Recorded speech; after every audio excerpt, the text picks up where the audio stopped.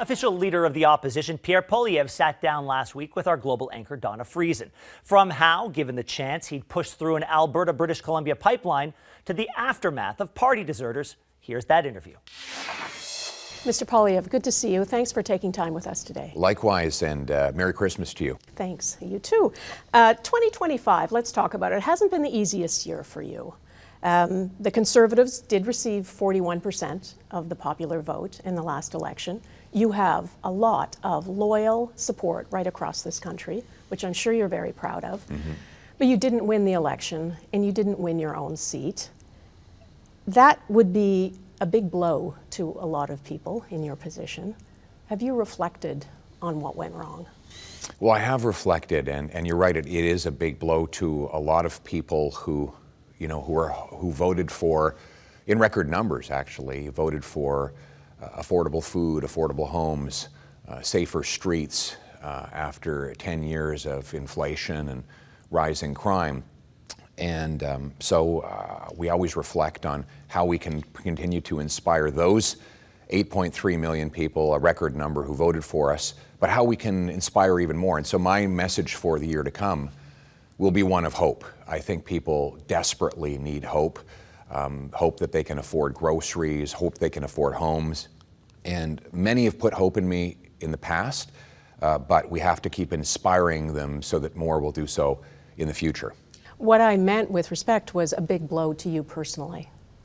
Have you reflected on what went wrong in the campaign, in your own leadership? Well, yes, I have reflected, and obviously, I think my goal and one of the adjustments that we need to make is that people know that I'm a fighter, but they need to know what I'm fighting for and who I'm fighting for. In the lead up to the last election, you were way ahead in the polls, if we believe the polls. You were on your way to becoming Prime Minister when Justin Trudeau was still around. When he left and a new Liberal leader came on the scene, your lead in the polls began to diminish to the point where, as we said, you lost the election. So something happened in that time, and you can argue that more Canadians put their faith in Mark Carney as a leader than in you. Well, what happened was that we got a record number of votes, and the highest share of vote we've got since 1988. I know you keep saying that, but I understand that. It happens to be true. Yes, but I'm trying to move, if you don't mind, I'm trying to move a little bit beyond that to say, how do you broaden the tent now? You were fighting for, I think, a lot of the same things you were fighting for before, and as I said, you have a lot of very loyal support. Mm-hmm. But if you want to take it to the next level, if you're still leader when the next election is held, how do you change that equation? Well, my plan is affordability, affordability, affordability. That is the single biggest issue facing Canadians after 10 years of Liberal inflation. So how do we take it to the next level? We go to more people and tell them that we're going to cut back on the inflationary deficit so that dollars go further. We make clear that we're going to cut taxes on work, investment, energy, and home building so that people bring home more and they pay less. We're also going to talk a lot, I've said affordability, but there's also the issue of crime. I mean, 10 years of catch and release has left Canadians endangered. We're going to repeal catch and release, lock up the criminals, and make it so people feel safe again in their communities. There's immigration. We'll be talking about the fact that immigration is still out of control, and the government is allowing criminals and false refugee claimants to come in and undermine our security and drain our taxpayers. So those are all issues that we need to talk about in order to broaden our tent and win the support of Canadians for an affordable, safe Canada under a Conservative government. Is it possible that in the last election, many Canadians just thought you weren't the man for the moment, and that it's your leadership that's the issue? Well, my leadership got us a record number of votes. I know you don't like me No, you said it. I think that's the fourth time. It is a fact, though, right? And I think we led on all the issues. We led on fighting inflation, opposing carbon taxes, unblocking our resources, and you've treating accused addiction. The Liberals of stealing your ideas. Not quite. I want them to steal my ideas. I would say that they have stolen The carbon tax? That was the first thing that Mark Carney asked, and then, as you wanted. Right. He's stealing my words, but not the deeds. So a couple of things. One, I'm glad that Danielle Smith forced Mr. Carney to flip-flop on the threatened Liberal production cuts to the oil and gas sector and their costly regulations on the electricity sector. Mr. Carney has not committed to building a pipeline. He opposed the pipeline in question. He testified against the pipeline in question in a parliamentary committee in 2021, and of course the Liberal government. He wasn't in when? He wasn't in 2021. I can give you the Prime video. Minister then. He's the Prime Minister now. Right, but he was testifying. So are you suggesting that? I know you suggest that he's doing this. It's disingenuous. This deal he has signed, the memorandum of understanding with Alberta. You don't think it's real? That's correct, and I'll give you the background. He opposed the pipeline. He testified before a parliamentary committee against that same pipeline. The Liberal government killed that same pipeline in 2016, and numerous Liberal members of the present caucus have already made public social media posts saying it will never happen. So he understands that pipelines are very popular, so he wants to pretend he supports one until after the next election while telling people that he won't ever build one. And I think we need Danielle Smith, the Conservative Premier of Alberta, seems very happy with the potential of another pipeline under Mark Carney. Well, I want to see the reality, and she said that under my leadership we'd be well on the way to getting the pipeline done. Right, but she you just didn't said win that the the election. other day. Well, that's why I need to win the next one, and then we can actually get some projects done, because this pipeline will be fantastic when it happens under a Conservative government. $30 billion a year in overseas exports, less dependence on the Americans, about $1,800 in benefits per family per year, and a stronger Canadian dollar, which will make our lives more affordable to buy homes and food. And those are the things that we'll do. Why do you think that you would get a pipeline built faster? What would you do to make that happen? Get out of the way, because that's all that needs to happen right now. These Get out of the way of what?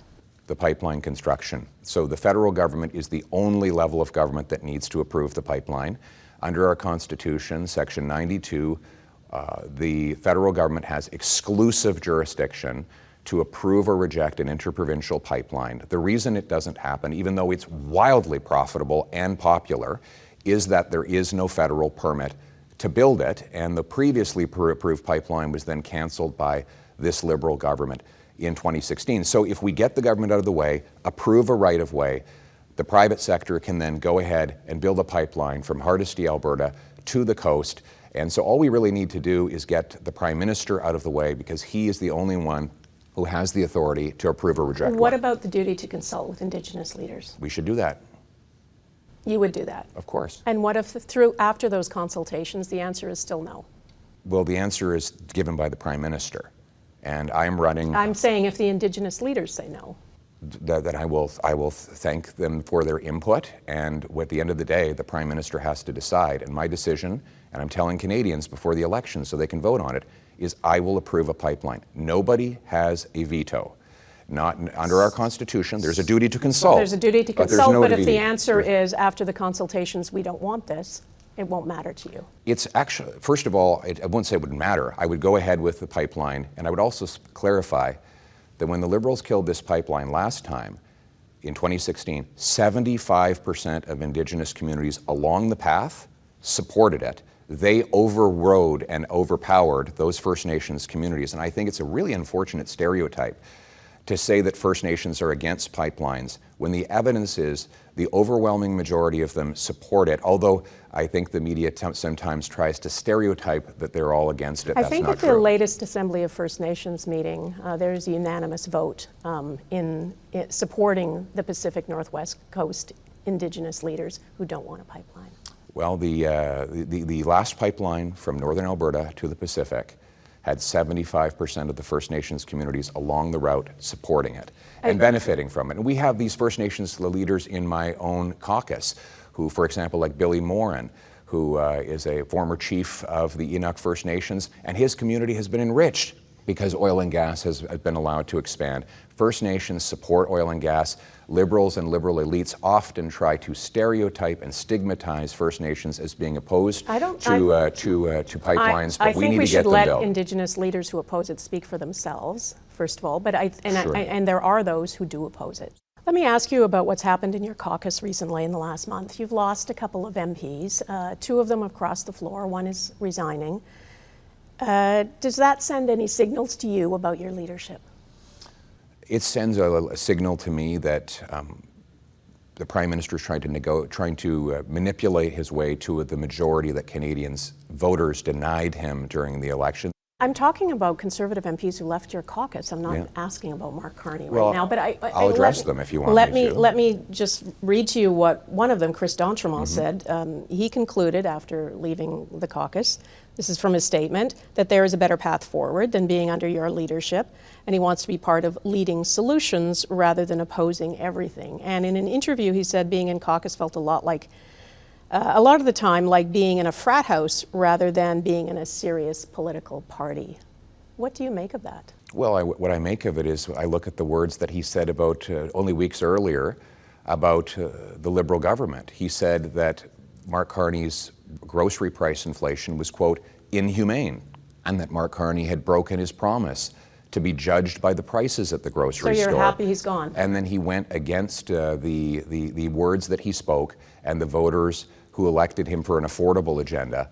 And then you have Mr. Ma, who said also that Mark Carney had an irresponsible deficit that was driving up the cost of living and making life more expensive for his constituents.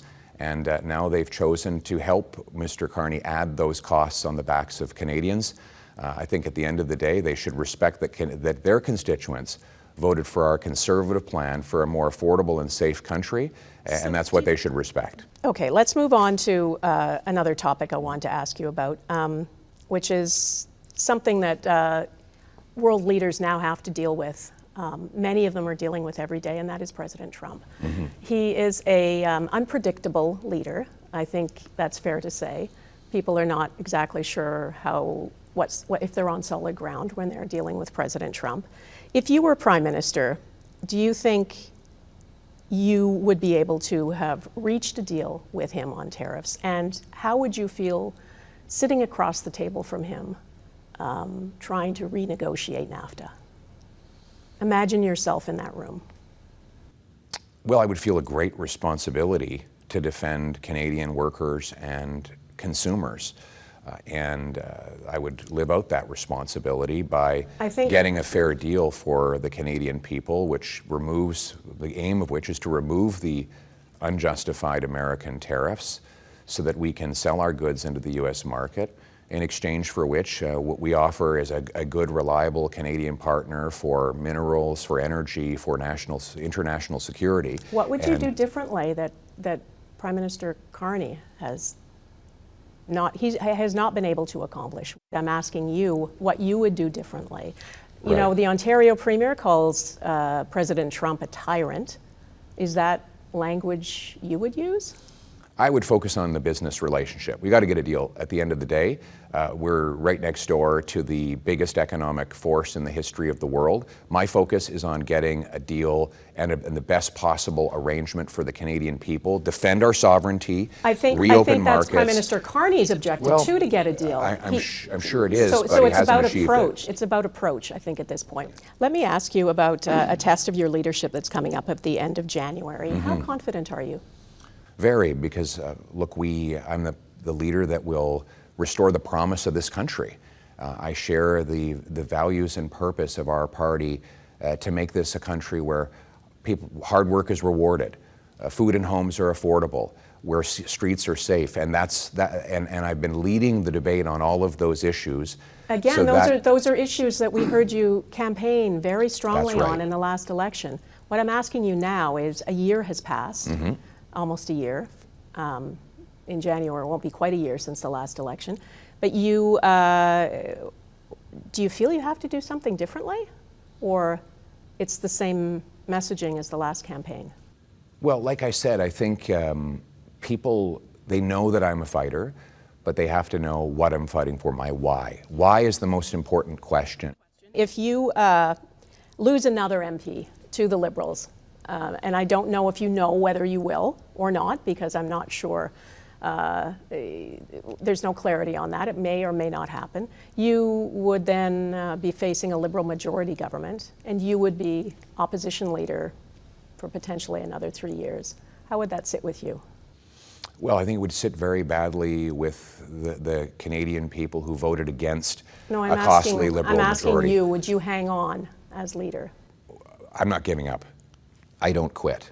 And the people of our party, the welders, the waitresses, the plumbers and police officers, the soldiers and small business people, they're the ones who I'm fighting for, and I'm never going to stop fighting for them. They will decide with their democratic vote. We are not a party that makes decisions through backroom deals to form a costly majority government that nobody voted for. So I'm going to keep on fighting for the Canadian people and their chance to have an affordable, safe future as long as my party decides and the members and the grassroots people decide that I'm the one to champion them. Thanks for taking time with us. Thank you, and Merry Christmas once again.